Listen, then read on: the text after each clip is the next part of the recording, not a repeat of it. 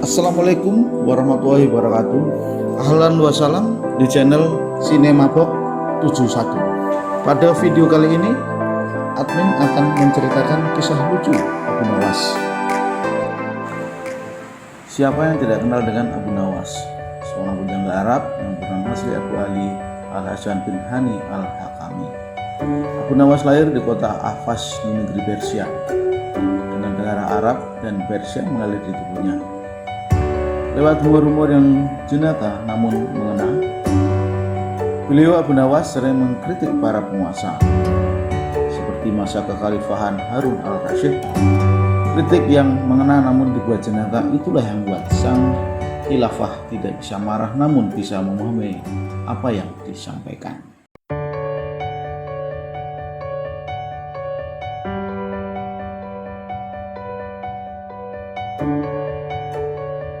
Bapaknya Abu Nawas adalah penghulu kerajaan Baghdad bernama Maulana. Pada suatu hari, bapaknya Abu Nawas yang sudah tua itu sakit parah dan akhirnya meninggal dunia. Abu Nawas dipanggil ke istana. Ia diperintahkan baginda raja untuk mengubur jenazah bapaknya itu, sebagaimana adat Syekh Maulana. Apa yang dilakukan Abu Nawas hampir tiada bedanya dengan Kadi Maulana, baik mengenai tata cara memandikan jenazah hingga mengkafani, mengsolati, dan mendoakannya. Maka Sultan bermaksud mengangkat Abu Nawas menjadi kadi atau penghulu pengganti kedudukan bapaknya. Namun mendengar rencana sang Sultan, tiba-tiba saja Abu Nawas yang cerdas itu nampak berubah menjadi gila. Usai upacara pemakaman bapaknya, Abu Nawas mengambil sepotong batang pisang dan diperlakukannya seperti kuda. Ia menunggang kuda dari batang pisang itu sambil berlari-lari dari kuburan bapaknya menuju rumahnya. Sontak orang yang melihat menjadi terheran-heran dibuatnya. Pada hari yang lain, ia mengajak anak-anak kecil dalam jumlah yang cukup banyak untuk pergi ke makam bapaknya. Dan di atas makam bapaknya itu ia mengajak anak-anak bermain rebana dan bersuka cita.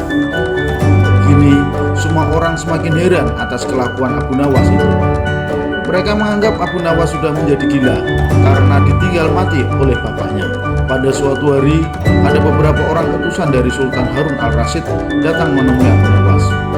"Hai Abu Nawas, kau dipanggil Sultan untuk menghadap ke istana," kata wazir utusan Sultan. "Buat apa Sultan memanggilku? Aku tidak ada keperluan dengannya," kata Abu Nawas dengan enteng seperti tanpa beban. "Hai Abu Nawas, kau tidak boleh berkata seperti itu kepada rajamu," kata utusan raja.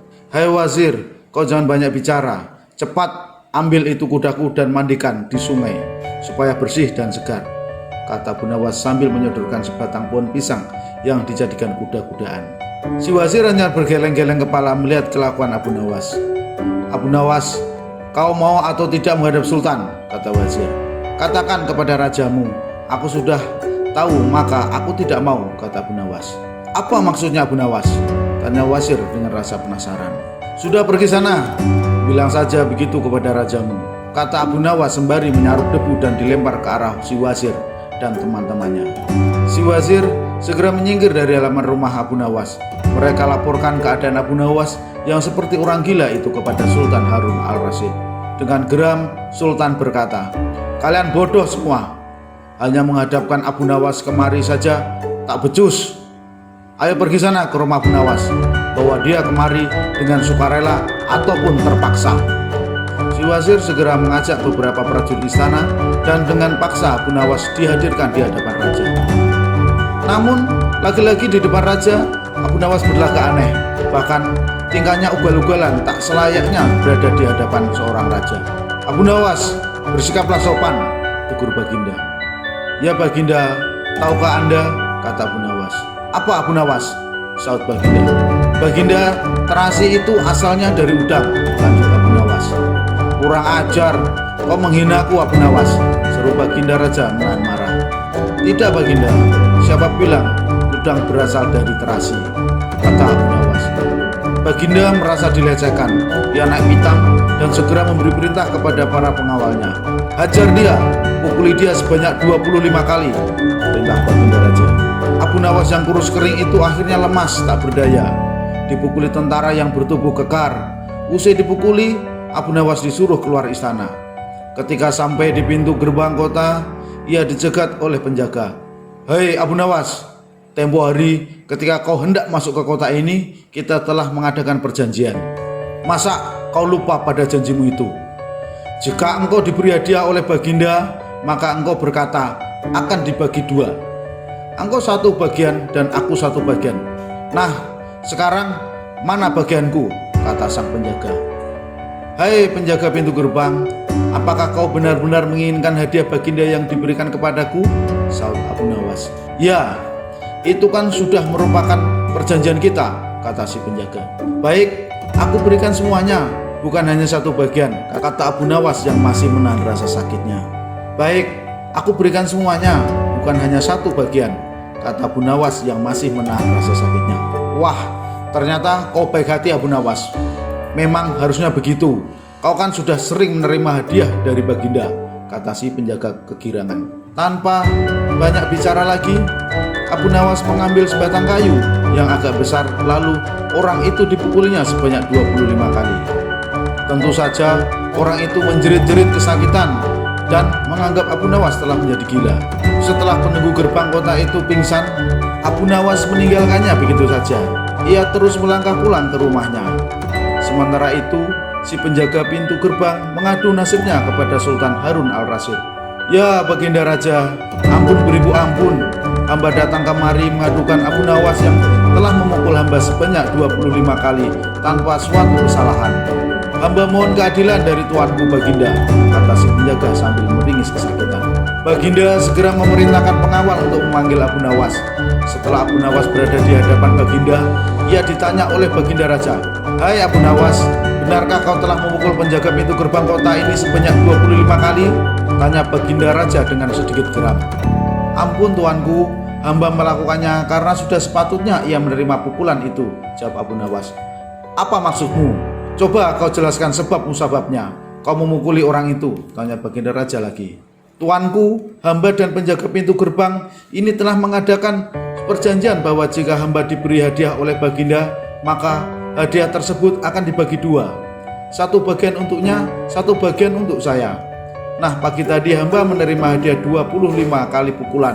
Maka saya berikan pula hadiah 25 kali pukulan kepadanya," jelas Abu Nawas. "Hei penjaga pintu gerbang, benarkah kau telah mengadakan perjanjian seperti itu dengan Abu Nawas?"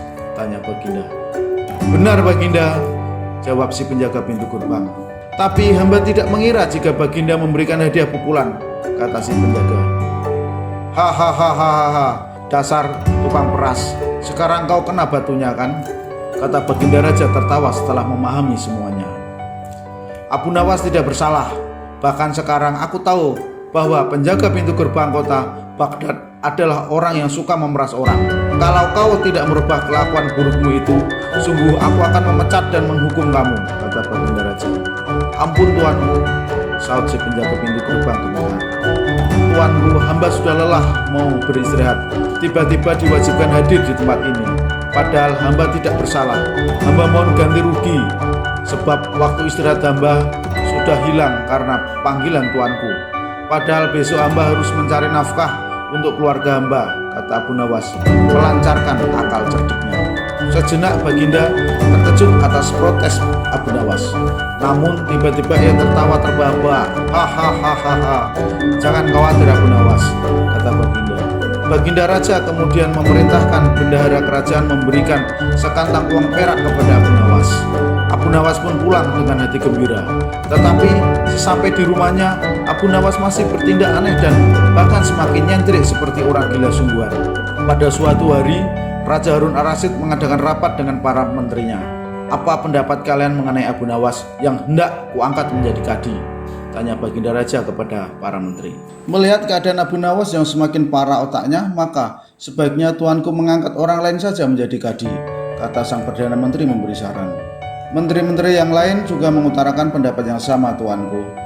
Abu Nawas telah menjadi gila, karena itu dia tak layak menjadi kadi, saut para menteri. Baiklah, kita tunggu dulu sampai 21 hari, karena bapaknya baru saja meninggal. Jika tidak sembuh-sembuh juga, kita mencari kadi yang lain saja, kata Baginda Raja memutuskan. Setelah lewat 1 bulan, Abu Nawas masih dianggap gila, maka Sultan Harun al-Rasyid mengangkat orang lain menjadi kadi atau penghulu kerajaan Baghdad. Konon dalam suatu pertemuan besar ada seseorang bernama Polan yang sejak lama berambisi menjadi kadi. Ia mempengaruhi orang-orang di sekitar Baginda untuk menyetujui jika ia diangkat menjadi kadi. Maka tak kala ia mengajukan dirinya menjadi kadi kepada Baginda, maka dengan mudah Baginda menyetujuinya. Begitu mendengar Polan diangkat menjadi kadi, maka Abu Nawas mengucapkan syukur kepada Tuhan. Alhamdulillah, aku telah terlepas dari balak yang mengerikan. Tapi sayang sekali, kenapa harus Polan yang menjadi kadi? Kenapa tidak yang lain saja? Kata Abu Nawas dalam hati.